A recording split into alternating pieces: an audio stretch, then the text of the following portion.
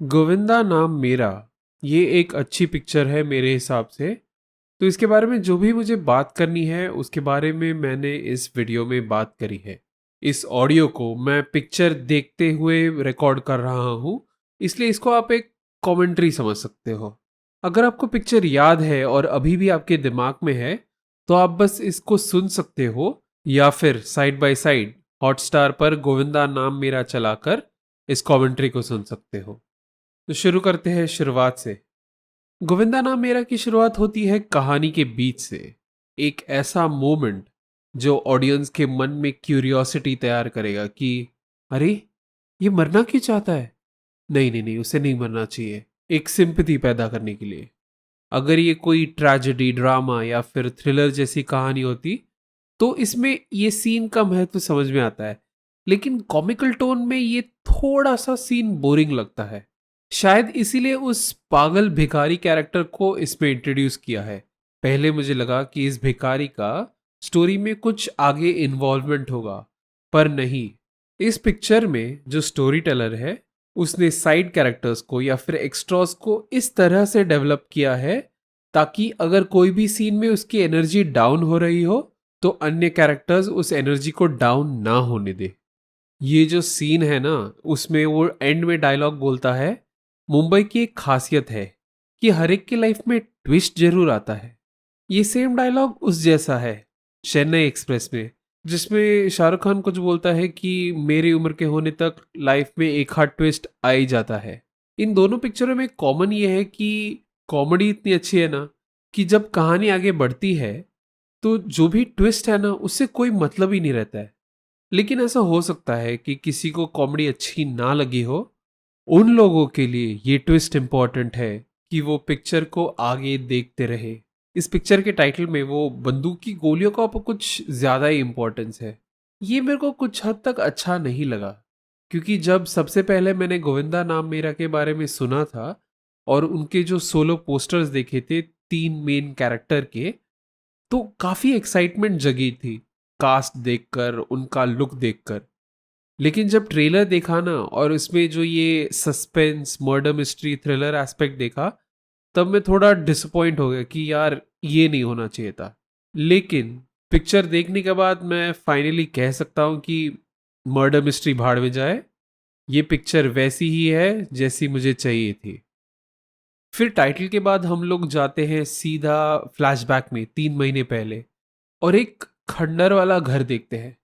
इस पिक्चर में ना ये चीज़ मेरे को बहुत इंटरेस्टिंग लगी कि जो लोग हैं इसमें काफ़ी गरीब दिखाए हैं, और जो घर है या जो जगह है सारे गंदे दिखाए हैं।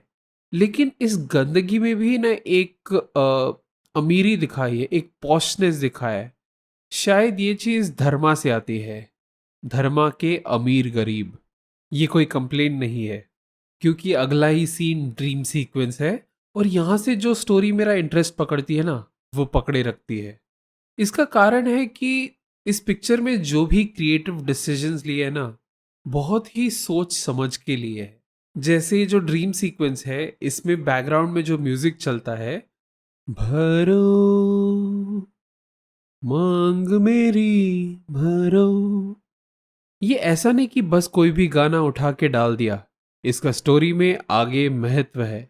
इसके अलावा अगर आपने नेटफ्लिक्स पर लस्ट स्टोरीज देखी है जिसमें करण जौहर की स्टोरी है, इसमें ये जो दो एक्टर्स है, मतलब विकी कौशल और कियारा आडवाणी, उनकी जो केमिस्ट्री है उसी को इस पिक्चर में शायद यूटिलाइज किया है।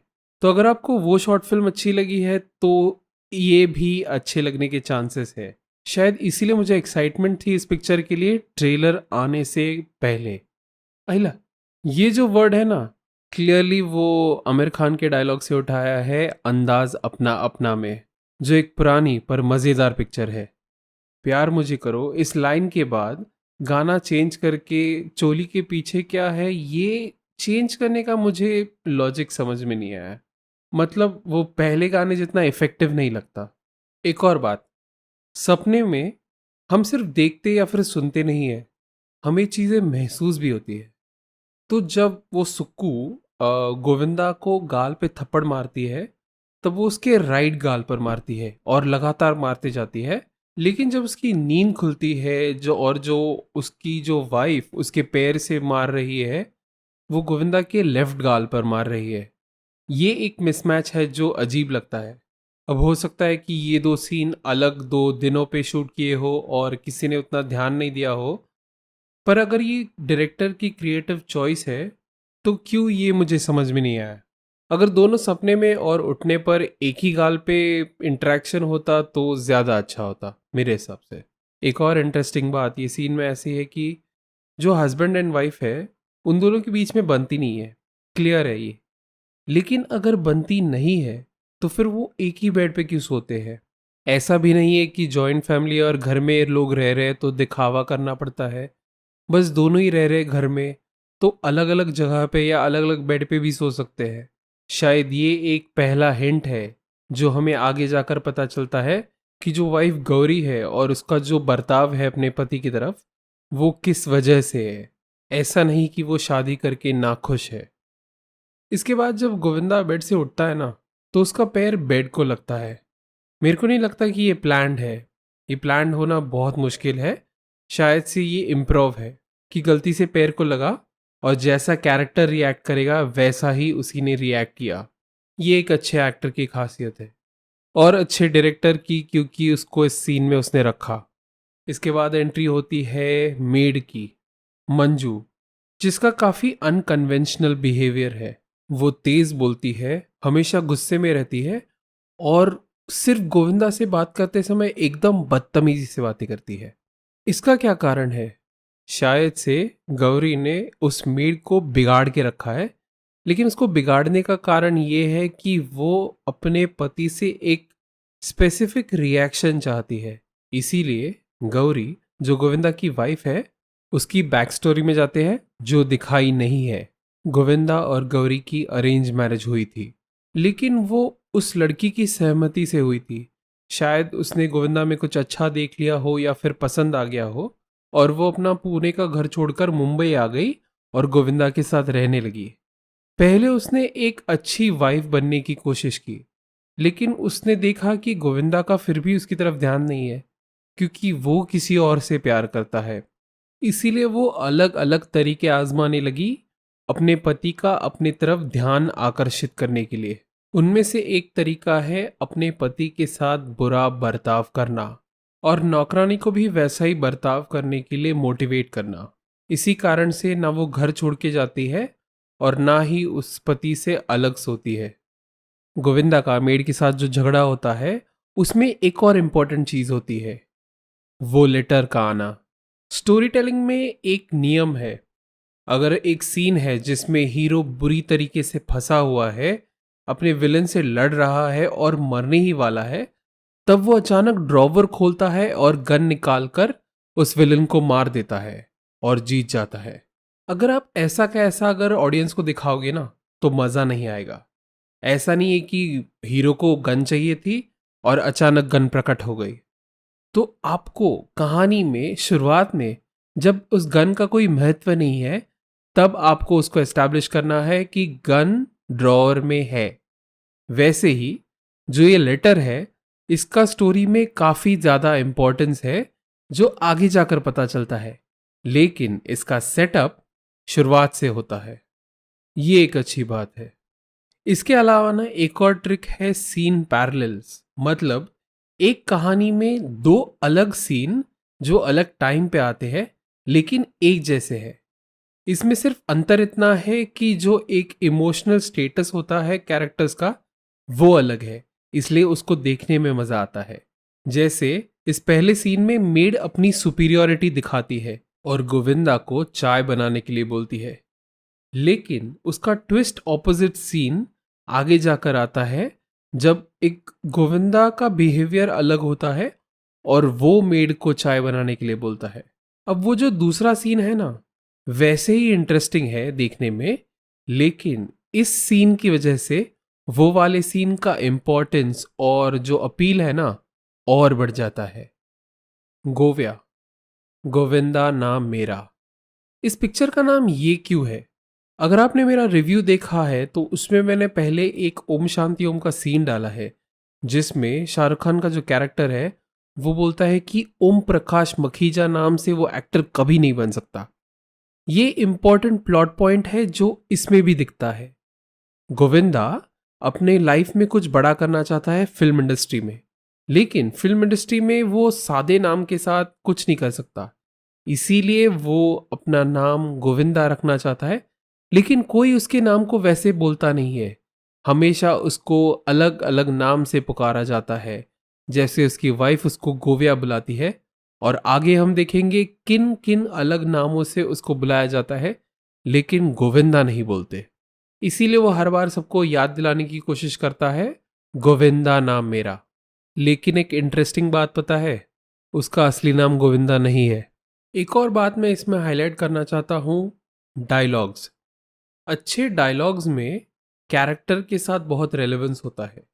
जैसे हमने एस्टैब्लिश कर दिया कि गोविंदा एक डांस कोरियोग्राफर है, वैसे ही जो डायलॉग्स बोलेंगे, जो लिंगो है, वो उससे रिलेटेड होता है।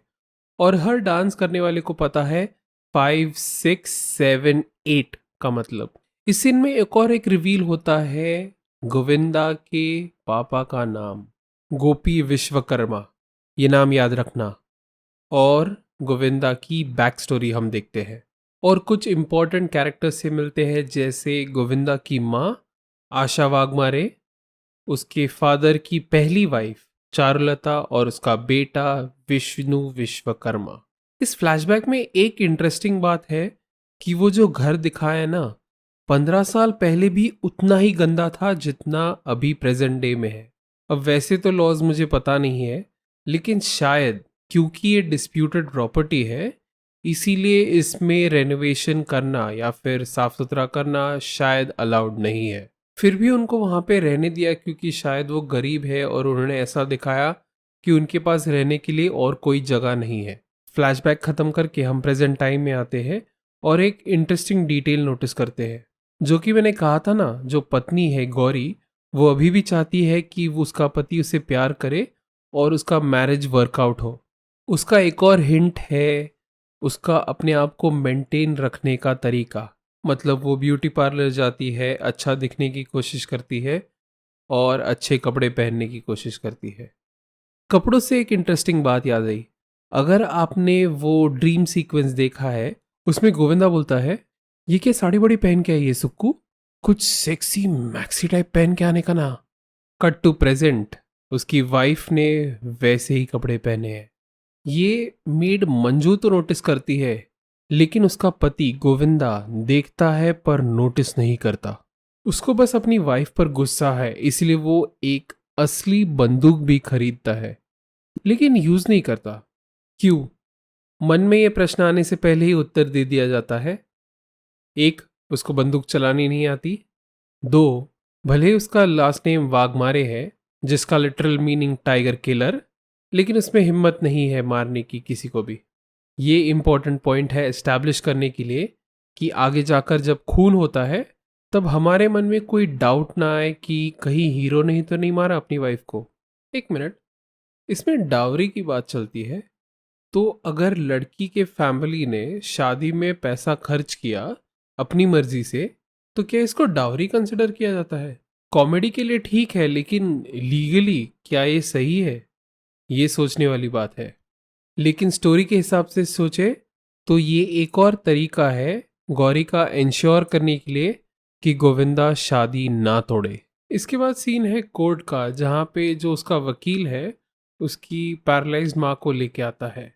उस वकील का कैरेक्टर भी काफ़ी इंटरेस्टिंग लिखा है, जो हम आगे देखेंगे। लेकिन इस सीन में एक और बार स्ट्रेस किया है कि इस पिक्चर का नाम वो क्यों है, जब वकील उसको गोंदिया बुलाता है। ये एक नैरेटिव कंसिस्टेंसी है जो मेरे हिसाब से होना चाहिए स्टोरी में। अगर गोविंदा को फ्रस्ट्रेशन है कि कोई भी उसको उसके चुने हुए नाम से नहीं बुलाता है, तो कई सीन में हमें उसका फ्रस्ट्रेशन दिखना चाहिए। वैसे तो ये पिक्चर कॉमेडी है, लेकिन इसमें जो प्रॉपर्टी डिस्प्यूट दिखाया है, ये इंडिया का काफ़ी सीरियस इशू है कि जब कभी भी लैंड पे या प्रॉपर्टी ओनरशिप पे झगड़े होते हैं, तो कोर्ट में ये कई साल चलते हैं और लोगों का जीवन बीत जाता है ये सिद्ध करने के लिए कि एक जगह के वो लीगल ओनर है। इसका सोल्यूशन क्या है?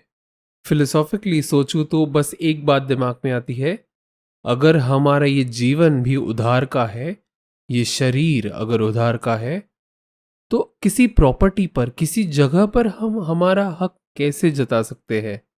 ये प्रैक्टिकल सॉल्यूशन नहीं है, इसके बारे में बाद में बात करेंगे। फिलहाल स्टोरी में आगे बढ़ते हैं। जैसी माँ वैसा बेटा, ये मैं बोल चुका हूं कि गोविंदा नाम मेरा इस पिक्चर का टाइटल क्यों है, लेकिन जो ये इसका बिहेवियर है उसने अपनी माँ से सीखा है। ये हम देखते हैं। जैसे गोविंदा अपने नाम को गलत बुलाने पे गुस्सा हो जाता है, वैसे ही उसकी माँ एक बैकग्राउंड डांसर बोलने पर गुस्सा हो जाती है और पैरालाइज्ड होने पर भी उसको वो करेक्ट करने की कोशिश करती है। ये जो एक फैमिली कनेक्शन होता है ना, लाइक मदर लाइक सन, ये सारी क्वालिटीज ना कैरेक्टर्स को प्रॉपर डेवलप करने पर ही दिखती है। और कॉमेडी उसी में से निकल के आती है, जो कि मेरी फेवरेट कॉमेडी है, जिसको सिचुएशनल कॉमेडी कहते हैं। बस कॉमेडी की बात निकली है तो बोल दूं कि इस पिक्चर की कॉमेडी टॉप नॉच है, क्योंकि इसकी कॉमेडी ना स्लैपस्टिक नहीं है, जो कि हिंदी पिक्चरों में आपको काफ़ी दिखाई देती है, बिना दिमाग वाली कॉमेडी बच्चों के लिए। एक और डिटेल अगर आपने मिस कर दिया होगा तो मैं बता दूं कि जो शुरुआत में फ्लैशबैक गोविंदा बताता है, तो उसमें जब उसकी माँ और उसका बाप पहली बार मिलते हैं, तब उस पिक्चर का नाम होता है आग लगा दूंगा। लेकिन जब कोर्ट में शादी का विषय निकलता है और फोटोग्राफ्स दिखाए जाते हैं, तब उस फिल्म का नाम है माँ की मर्यादा। इससे आशा देवी की बैक स्टोरी बिल्ड होती है, जो हमें दिखाई नहीं, जिसका कनेक्शन है गोविंदा के असली नाम से। अगर आपने ध्यान दिया होगा तो गोविंदा का नाम है गोविंदा वाघमारे, लेकिन उसके पिता का नाम है गोपी विश्वकर्मा। तो गोविंदा का नाम गोविंदा विश्वकर्मा क्यों नहीं है? ये है आशा देवी की बैक स्टोरी, जो हमें बताई नहीं है। तो गोपी विश्वकर्मा आता है मुंबई आग लगा दूंगा के लिए, तब उसको आशा वाघमारे से प्यार हो जाता है और वो प्रेग्नेंट हो जाती है। लेकिन गोपी विश्वकर्मा वापस चला जाता है। जब आशा को पता चलता है कि उसको बच्चा होने वाला है, तब वो गोपी से कांटेक्ट करने की कोशिश करती है, पर उससे कांटेक्ट नहीं होता। तो इसीलिए जब वो बच्चा पैदा होता है, तब वो उस बच्चे को खुद बड़ा करने का निर्णय लेती है और उस बच्चे का नाम रखती है गोविंद ए वाघमारे, मतलब गोविंद आशा वाघमारे। ये उसका असली ऑफिशियल नाम है। फिर जब गोपी माँ की मर्यादा के लिए वापस आता है और उसको पता चलता है कि उसका एक बेटा पैदा हुआ है, तब उसको गिल्ट फील होता है और इसी गिल्ट से अपने आप को छुड़ाने के लिए वो जितनी भी उसकी सेविंग्स है, वो आशा निवास नाम का एक पुराना स्ट्रक्चर खरीदने में लगा देता है और आशा वाघमारे के साथ सेट पर ही शादी कर लेता है। लेकिन उससे भी उसका गिल्ट जाता नहीं है। जब वो वापस तमिलनाडु जाता है अपने पहले परिवार के पास, तब वो सब कुछ छुपाने की कोशिश करता है। लेकिन शायद उसके वाइफ को पता चल जाता है कि उसके काफी सारे पैसे खर्च हो चुके हैं। तो वो पैसे कहाँ गए? गोपी कन्फेस कर लेता है कि मैंने दूसरी शादी की और उसके लिए मैंने पैसे खर्च किए। झगड़ा हो जाता है और गोपी घोड़ा लेकर बाहर चला जाता है। वहां पर शायद उसे हार्ट अटैक आता है स्ट्रेस की वजह से, और खाई में गिरकर मर जाता है। और फिर आगे जो स्टोरी होती है वो होती है। वापस कोर्ट केस की तरफ आते हैं तो हम देखते हैं कि गोविंदा का वकील पहली बार फोटो प्रेजेंट करता है, तो नॉर्मल प्रोसीजर के हिसाब से दूसरे का जो लॉयर है वो उसको नोट करेगा और फिर अगले डेट पर इसके लिए एक डिफेंस बिल्ड करेगा। लेकिन वो इसके लिए तैयार होता है, जिसमें वो पता चलता है कि फोटो नकली है और प्रोड्यूसर को भी लेके आता है। ये एक फिल्म में प्लॉट होल है। अगर ये नॉर्मल ड्रामा होता तो इसमें ये प्लॉट होल को अगले सीन में एड्रेस किया होता कि यार इसको कैसे पता चला। फिर भी सरप्राइजिंग बात यह है कि इसका रिवील पिक्चर के अंत में होता है, लेकिन ये मेरे ध्यान में भी नहीं आया कि ये पॉइंट होना चाहिए। ये एक अच्छे पिक्चर की क्वालिटी है कि आपको सोचने का और गलती निकालने का समय ही ना दे। अच्छा, इसमें एक थोड़ा सा गड़बड़ है। गोविंदा के बर्थ सर्टिफिकेट में उसका बर्थ ईयर 1990 लिखा है, लेकिन शादी का क्लेम किया है, जो मैरिज सर्टिफिकेट प्रेजेंट किया है वो 1988 का, मतलब वो फोटोग्राफ्स 1988 के हैं। शायद इसका मतलब ये है कि जो मैरिज सर्टिफिकेट है वो नकली है, और फोटोग्राफ्स भले 1988 के बताए हैं ये दिखाने के लिए कि वो पहली वाइफ है, लेकिन एक्चुअल में फोटोग्राफ्स बाद के हैं। इसका ये भी मतलब है कि कहीं ना कहीं शादी हुई ही नहीं। मतलब इमोशनल शादी तो हुई, लेकिन लीगल शादी नहीं हुई। और क्योंकि इस फंदे में, क्वेश्चन आंसर के फंदे में गोविंदा की मां ना फंसे, इसीलिए वो पैरालाइज होने का ढोंग तब से कर रही है, सिर्फ सिंपैथी लेने के लिए नहीं। कोर्ट में जब ये डावरी की बात निकलती है, तब जो जज है वो गोविंदा और उसकी माँ पर डावरी लेने के क्रिमिनल चार्जेस लगाने की बात होती है। लेकिन इसका कहानी में आगे कुछ होता नहीं है। ऐसा क्यों? कई बार फिल्म में एक्स्ट्रा सीन शूट किए जाते हैं जिनकी ज़रूरत लगती है, लेकिन पिक्चर बनने के बाद, एडिट होने के बाद ऐसा लगता है कि बस वो स्टोरी को धीमा कर रहा है और एक्चुअल मेन प्लॉट का इसका कोई रेलेवेंस नहीं है। तो मुझे लगता है कि ये जो डावरी का सब प्लॉट है, ये पहले स्टोरी में था, शूट भी किया था, लेकिन उसके बाद इसको स्टोरी से निकाल दिया। मैं ऐसा क्यों कह रहा हूँ? इसके दो कारण हैं। अगर आप गोविंदा नाम मेरा का ट्रेलर पॉज करके देखोगे, तो उसमें एक बीच में शॉट आता है जिसमें जो गौरी उसकी वाइफ है कोर्ट में खड़ी हुई दिखती है, पर ये शॉट मूवी में नहीं है। लेकिन इसके अलावा एक और शॉट है जिसमें गोविंदा अपनी वाइफ की तरफ गन पॉइंट करता है, वो मेड के सामने, और उसमें गौरी ने सेम कपड़े पहने हैं। तो ऐसा हो सकता है कि ये सबप्लॉट में एक्चुअल में केस हो जाता है और गौरी को बुलाया जाता है पूछने के लिए कि क्या उसे डॉरी लिया या फिर क्या वो डिवोर्स चाहती है, लेकिन वहां पर वो मना कर देती है। ये सुनकर गोविंदा फ्रस्ट्रेट हो जाता है और तब वो गन उसकी तरफ पॉइंट करता है। ये पहले स्क्रिप्ट में तो था और शूट भी किया, लेकिन एडिट करते समय शायद ये कोर्ट वाले सीन का सेंस नहीं बना, तो पहला सीन हटा दिया और दूसरा सीन फ्लैशबैक के तौर पर रख दिया। ओके, चलो इसको साइड में रखते हैं। इस पिक्चर के इंटरेस्टिंग कैरेक्टर्स की लिस्ट में एक और नाम है विष्णु विश्वकर्मा, जो गोविंदा का सौतेला भाई है, जो हमेशा गॉगल पहने रहता है और कूल डूड बनने की कोशिश करता है कबीर सिंह जैसे। ये गॉगल ही उसकी स्ट्रेंथ है, एक्चुअल में वो सबसे बड़ा फट्टू है। ये एक कैरेक्टर कंसिस्टेंसी है जो आप पूरे पिक्चर में थ्रू आउट देखोगे। जब साइड कैरेक्टर्स की बात चली है तो अगला सीन कैसे भूल सकते हैं? टैक्सी वाला सीन, जिसमें टैक्सी वाले का वैसे तो कोई कंट्रीब्यूशन नहीं है स्टोरी में, लेकिन उसका जो कैरेक्टर डेवलपमेंट है, उसका जो इन्वॉल्वमेंट है इस सीन में, वो इसकी क्वालिटी काफ़ी हद तक बढ़ा देता है। सोचो, वो टैक्सी ड्राइवर इतना इम्पोर्टेंट कैरेक्टर नहीं है, फिर भी हम एक सीन में उसके बारे में कितना जान चुके हैं। वो सिंगर है, अच्छा क्लासिकल सिंगर है, कहीं और से आया है, अच्छे घर से आया है, फिर भी वो मुंबई में टैक्सी चलाकर स्ट्रगल कर रहा है कि कोई उसे ब्रेक दे।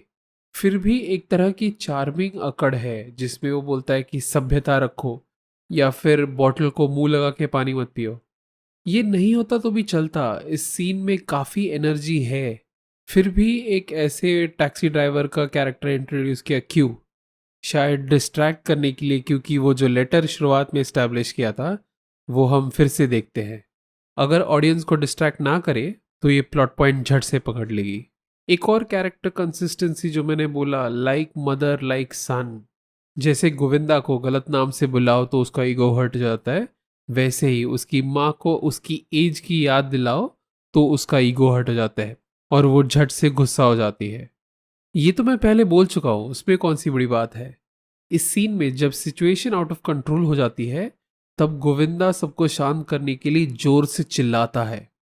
अगर आप ध्यान से देखो तो बैकग्राउंड में गर्म हुए गोविंदा को ठंडा करने के लिए उसकी माँ उसकी तरफ कुछ देर तक पंखा घुमाती है। अटेंशन टू डिटेल अच्छी फिल्मों में ये बहुत इंपॉर्टेंट है।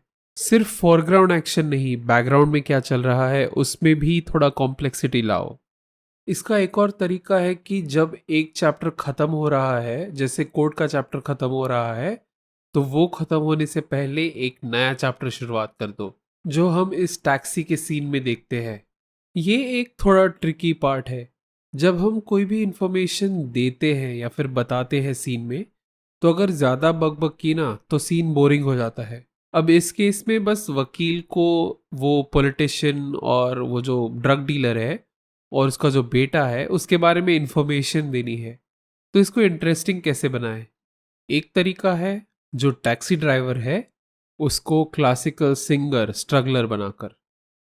ऐसा कहते हैं जब ऑडियंस थिएटर में पिक्चर देखने बैठती है तब नॉर्मल जीवन में वो कैसे भी हो, लेकिन कंबाइंड आईक्यू उनकी काफ़ी ज़्यादा होती है। मतलब ऑडियंस को बेवकूफ़ बनाना इतना आसान नहीं है। अब हमने देखा है गोविंदा की माँ को पैरालिसिस हुआ है, इसलिए वो चल फिर नहीं सकती और बोलने में भी तकलीफ होती है, बस व्हीलचेयर से उसको यहाँ से वहाँ ले जाना होता है।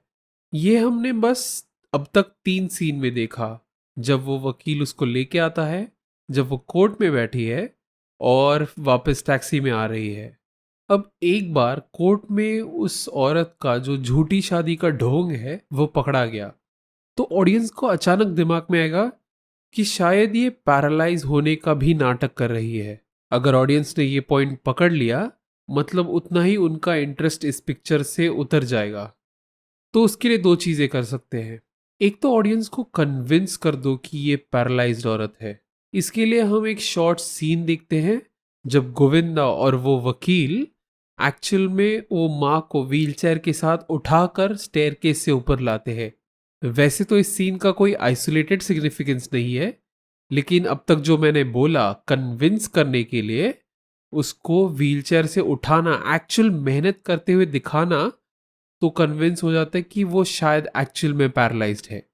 और दूसरा तरीका है कि इस सस्पेंस को ज्यादा देर तक सस्पेंस ना रखना। इसीलिए उस स्टेयरकेस के सीन के 2 सीन बाद आशा वाघमारे को व्हीलचेयर से उठते हुए दिखा देते हैं। यहाँ पे एक और इम्पॉर्टेंट स्टोरी टेलिंग कॉन्सेप्ट आता है, सरप्राइज वर्सेस सस्पेंस। अगर कोई सीक्रेट है जो स्टोरी टेलर को तो पता है पर ऑडियंस को और उस स्टोरी के कैरेक्टर्स को नहीं पता है, और जब वो रिवील होता है तो उसे सरप्राइज कहते हैं। इसके अलावा अगर स्टोरी टेलर को कोई सीक्रेट पता है और ऑडियंस को पता है, लेकिन उस स्टोरी के कैरेक्टर्स को, अन्य कैरेक्टर्स को नहीं पता है, और जब वो रिवील होता है तो उसे सस्पेंस कहते हैं। मेरे हिसाब से सरप्राइज से ज्यादा सस्पेंस पे स्ट्रेस करना चाहिए। मतलब ऑडियंस से ज्यादा कुछ छुपा के मत रखो, जितना बता सकते हो उतना बता दो। क्योंकि अगर आप ज्यादा सरप्राइज रखोगे ना, जब सरप्राइज निकल जाएगा, सरप्राइज एलिमेंट निकल जाएगा, तब उस स्टोरी में इंटरेस्ट भी निकल जाता है और पिक्चर की रीवॉच वैल्यू निकल जाती है। तो मान के चलो अगर आशा वाघमारे पैरालाइज नहीं है, ये सीक्रेट अगर अंत तक रखते और एंड में रिवील करते कि अरे ये तो चल सकती है, उसने तो बस पैरालाइज्ड होने का ढोंग किया, अगर ये अन्य कैरेक्टर्स के साथ साथ ऑडियंस को भी तब रिवील होता, तब ये सरप्राइज होता। और अगर तब तक कई लोग ये गेस कर चुके होते कि वो ढोंग कर रही है, तो वो जो उसका पिक्चर का जो एक सेटिस्फैक्शन है ना, वो कम हो जाता। इसीलिए ये पॉइंट को सस्पेंस रखना अच्छा डिसीजन था मेरे हिसाब से, कि हमें तो पता है कि आशा वाघमारे पैरालाइज होने का नाटक कर रही है, गोविंदा को भी पता है, लेकिन उसकी मौसी, मतलब आशा की सगी बहन, वकील और बाकी सारी दुनिया को पता नहीं है कि वो पैरालाइज्ड है। इस वजह से काफी सारे एक्साइटिंग मोमेंट्स पता चलते हैं जहां पे हर एक कैरेक्टर को अलग टाइम पे रिवील होता है कि वो पैरालाइज नहीं है और उनका रिएक्शन भी अलग होता है। इसका अलग ही सेटिस्फैक्शन है जो सिर्फ पहली बार नहीं, हर बार पिक्चर देखने पर मिलता है। इस पर मैं एक और बात कहना चाहता हूँ कि मुझे लगता है कि आशा के पैरालाइज होने का सीक्रेट पहले गोविंदा को भी नहीं पता था, कई सालों तक नहीं पता था। मेरा अनुमान है कि गोविंदा की गौरी से शादी करना, ये भी उसकी माँ ने इमोशनल ब्लैकमेल करके ही उससे शादी करवाई कि बेटा मेरा देखभाल कौन करेगा, तुम शादी कर लो, और वैसे सब नाटक करके। और जब शादी हो जाती है, लड़की घर पे आ जाती है, तब गोविंदा को पता चलता है कि उसकी माँ ढोंग कर रही है, और इसीलिए वो एक अनचाही शादी में फंस जाता है गौरी के साथ। पर वो प्यार करता है सुक्कू से। मेरे हिसाब से एक वीडियो के लिए इतनी बकबक काफ़ी है। वैसे भी हमने काफ़ी सारी चीज़ों के बारे में बात कर ली, फिर भी इस पिक्चर के मात्र 16 मिनट हुए हैं। तो इस वीडियो को यही समाप्त करते हैं। गोविंदा नाम मेरा की कमेंट्री कंटिन्यू होगी पार्ट 2 में। तब तक के लिए अस्थिर चित्र चैनल पर बने रहिए। धन्यवाद।